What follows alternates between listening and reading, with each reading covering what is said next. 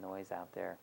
So I'm going to be doing my darndest to keep us, make sure we have enough breaks that we can, take a breath every 50 minutes. So I'll try and be cognizant of that. Okay, so now what we're going to spend the rest of today on is the land of beliefs. We're going to now go into where we're going to begin is in identifying what is the structure of beliefs that Shireen is operating out of when she is working with these children. Now,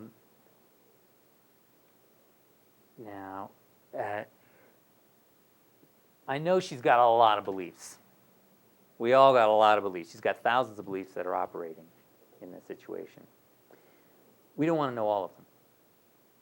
What we want are just those essential ones, those that have the most to do with focusing her experience and her attention when she's operating in that situation, in that context. And so, in order to help us identify that,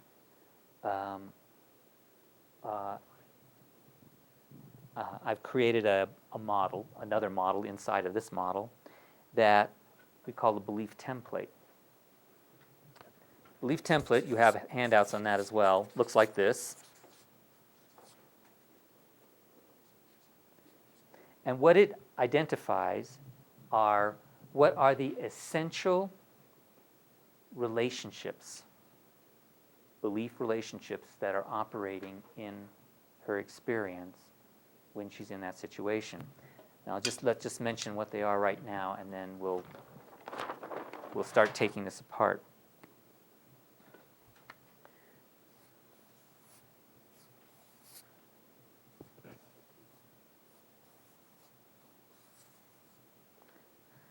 So the belief template, at the heart, the center of the belief template is criterion. There's its definition. There's the evidence for that criterion. And then there are two cause effects, the enabling cause effect and the motivating cause effect. Now, of course, this doesn't capture everything that there is to know about her in terms of her beliefs. But what this does encompass or capture are what are the essential relationships that are operating to manifest her ability.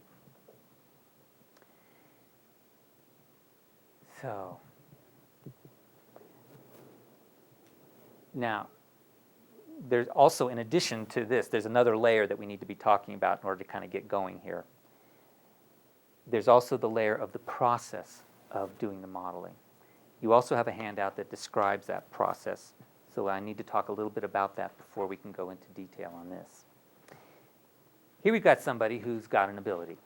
We could simply just start asking her questions and saying, well, how do you do this? What's important to you here? Why do you say that?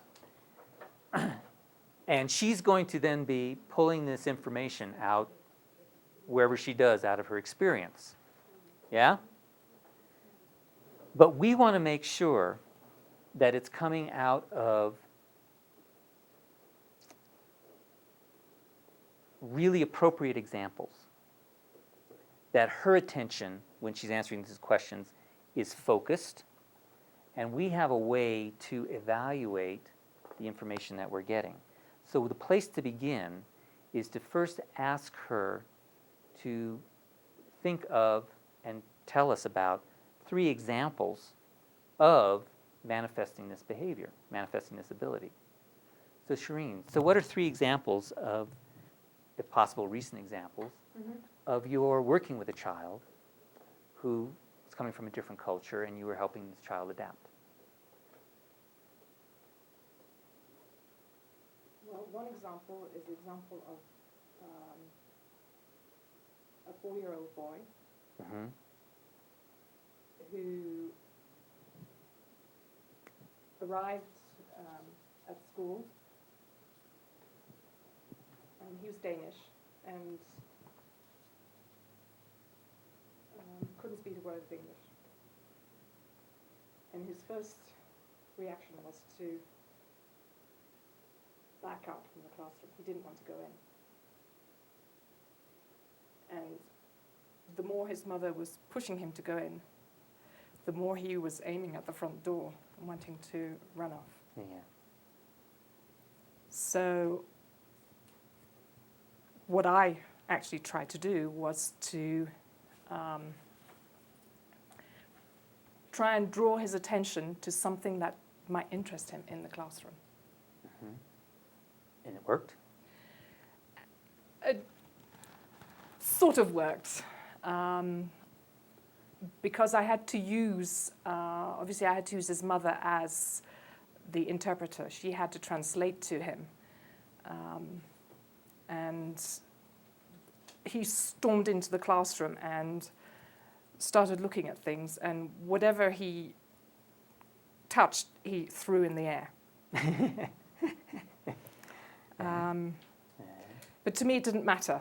I just let him, he had to have a go at whatever there was there. Maybe if I'd had a punching ball, he could have punched the punching ball, Mm-hmm. but it so happened that he used whatever he had. So I had a few blocks flying up in the air, and he took some pencils and threw them out, and I just observed him. I didn't say anything, and he was watching me. Okay, all right. What's another example? Another example is, so not of the same person, another? No. Okay. So another example is a little Korean girl who was supposed to have individual tuition, English tuition with me. Mm-hmm. And she would walk into the room and not say anything for the whole, well, this is the first session, for the whole of the first session. Not open her mouth. Just sit there and wait. And the aim that I actually set myself, sort of a goal, was to just get her to smile. Mm-hmm.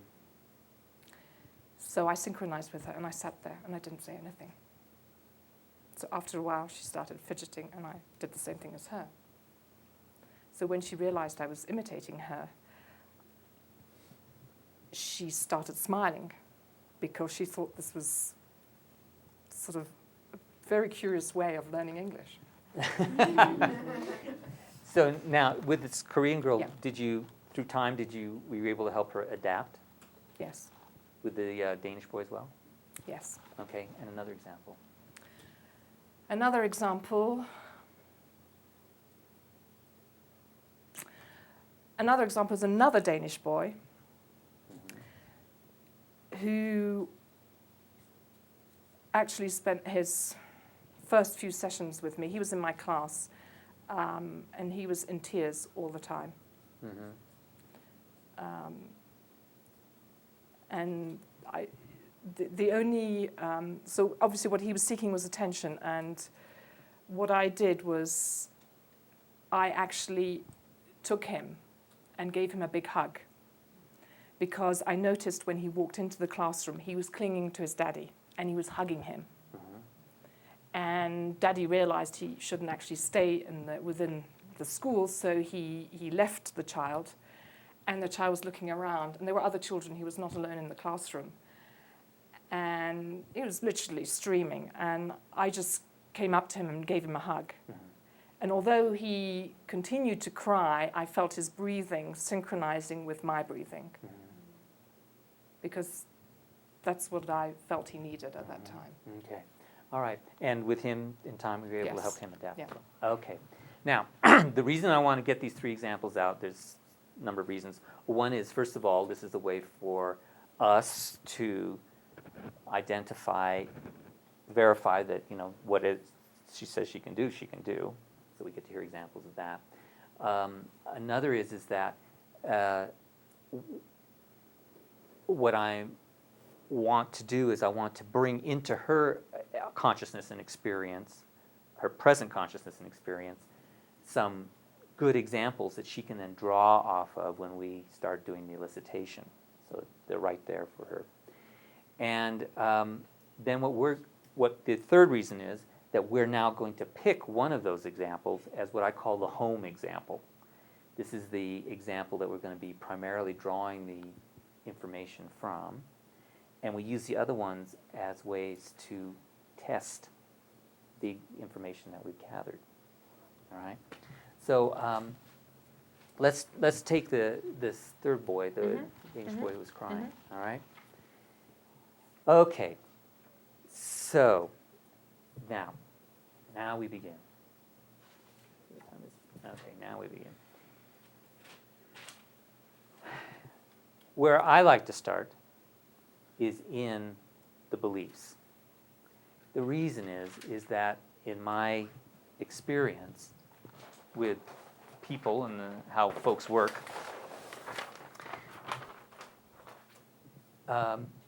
everything flows from the beliefs.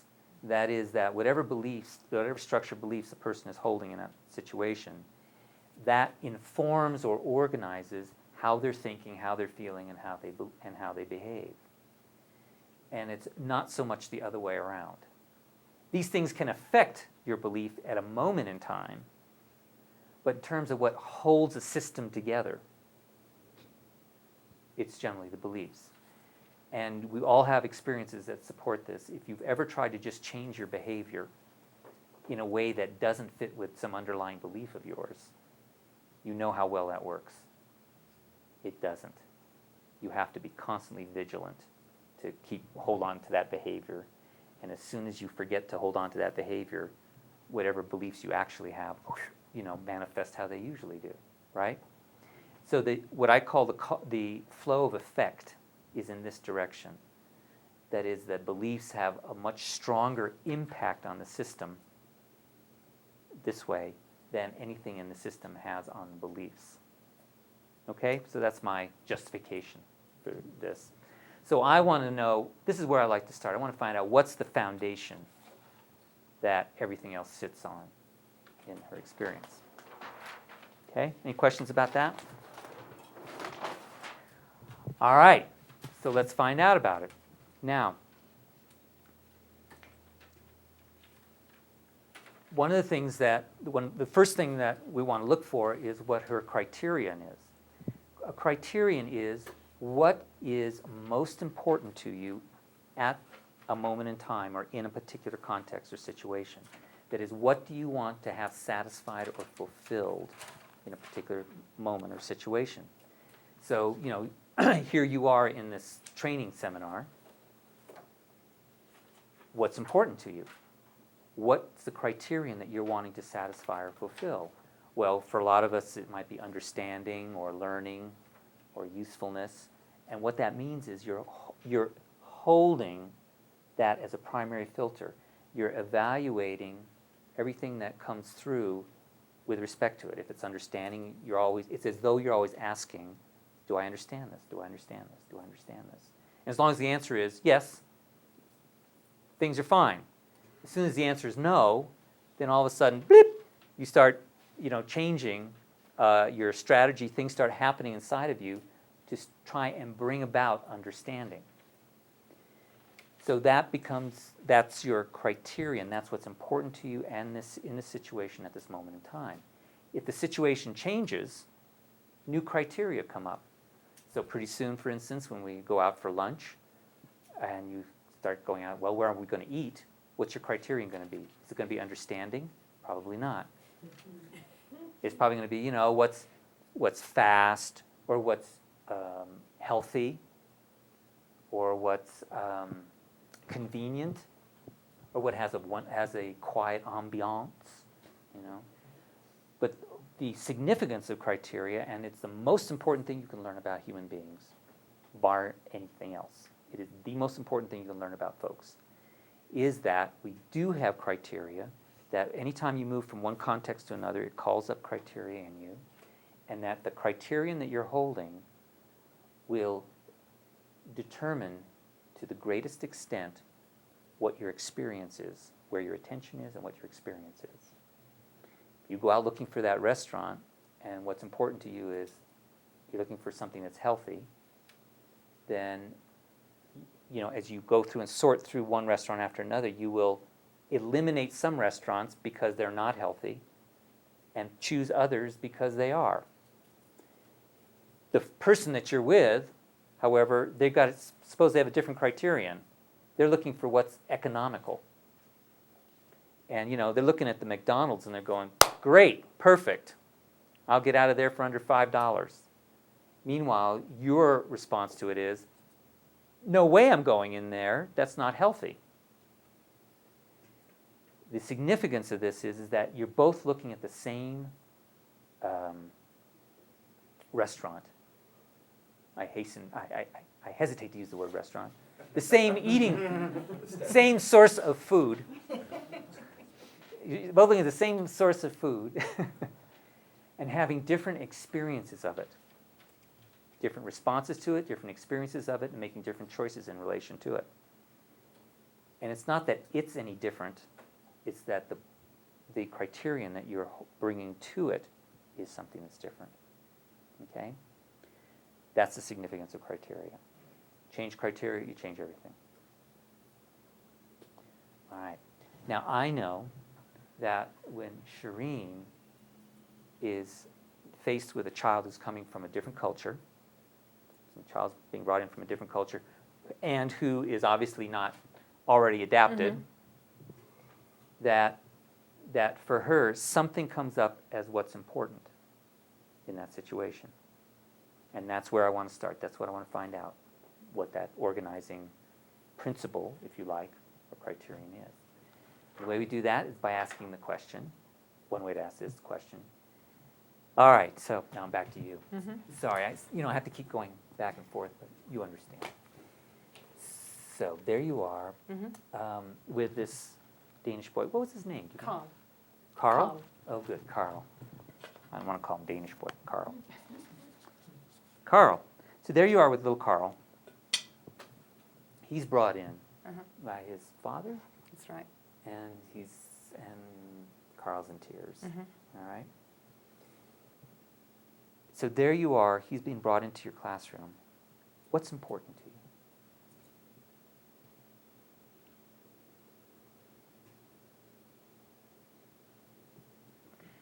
That he feels comfortable. He feels comfortable. Yes. Well, here we go. Criterion. He feels comfortable.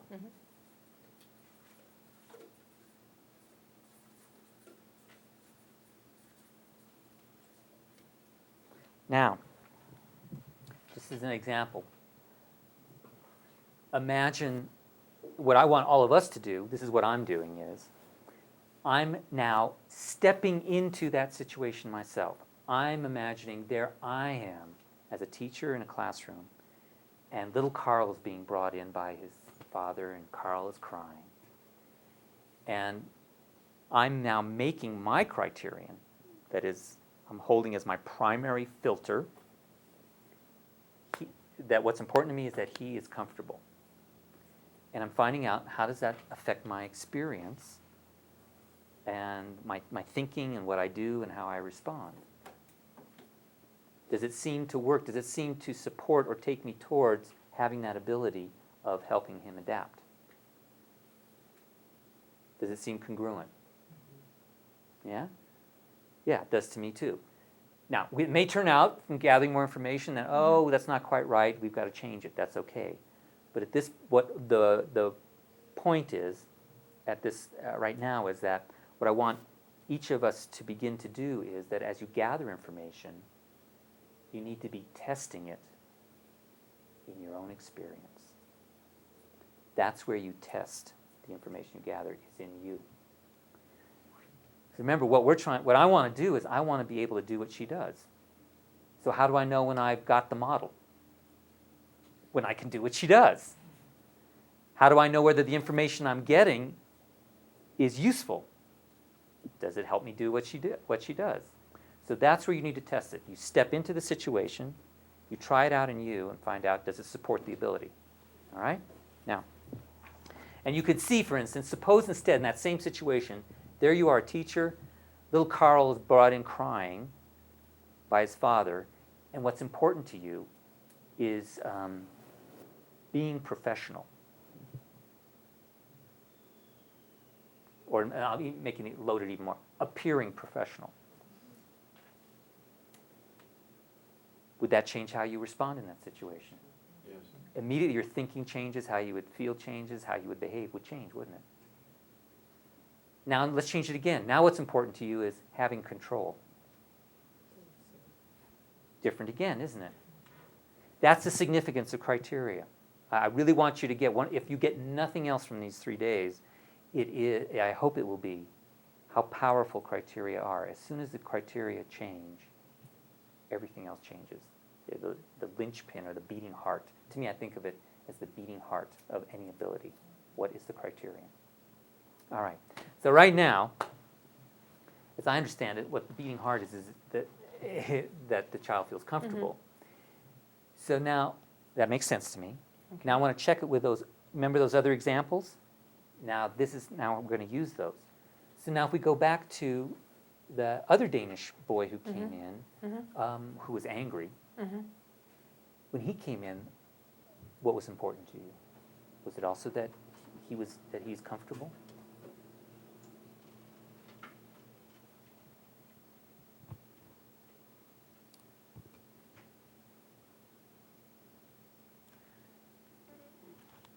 Not exactly. What was it? It was more that he felt secure. He felt secure. Yes. All right. Now, okay, that he felt secure. Now, let me just write notes.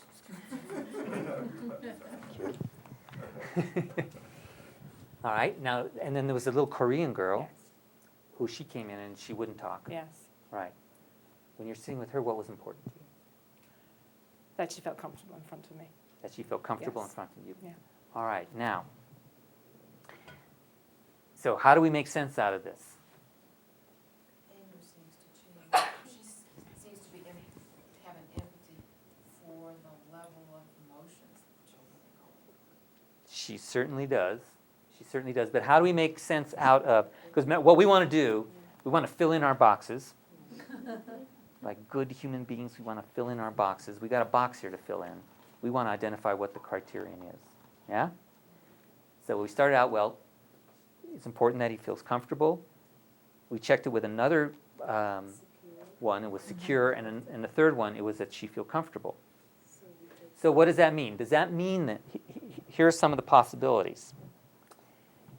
It could mean that this example is not an example of the ability. That's one choice. I don't think that's the case in this. That's not the situation here. Okay? But I want you to know that that's a possibility. The person may have come up with what they think is an example of the ability, but it turns out it's actually something different. All right? That's one possibility. Another possibility is that the person is using different words to express the same thing. That's another possibility. Okay? And that is possible here. So for instance, and we could say, well, to you, the way I would find out is being secure and comfortable, is that the same thing to you? Does that mean the same? I guess it does. It's just it's a different context, if I might say. But Yeah, yes. okay, so Yeah. she's begrudgingly saying yes. So I don't like that. I don't want to see her over there begrudgingly saying yes to me. So that brings us to the third possibility, which is what I suspect this is, which is that that it is being comfortable is what's important. And in this particular case, security is what this child needs in order to be comfortable.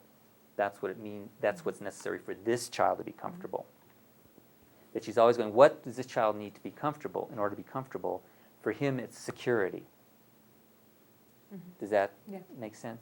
Do you guys follow me? So, I would then say that really what is important is that they feel comfortable. What that means will vary from child to child. All right? Good. Now that takes us, that segues right to the next part, because we now know what's important to her, but what is it? What does it mean to be comfortable? What are we talking about when we mean comfortable? Is like, being comfortable is like, I want all my kids to be like this. Is that what being comfortable is? And I don't know what it is. We need to find out. That is, we need to get the definition of what being comfortable is. The reason this is absolutely essential is that each one of us can have our own ideas, will have our own ideas about what it means to be comfortable. If yours happens to match hers, fine, you got lucky. If it doesn't, and you don't know that, and you operate out of your idea about what comfortable means, you won't actually be operating out of her criteria. Because what criteria are labels for an experience. When you say, I want to understand, understanding is a label for a certain kind of experience you want to have. When you say, I want to be, I want to be joyful in my work, that's a label for a certain kind of experience that you want to have. And that particular experience might be different for you than it is for somebody else.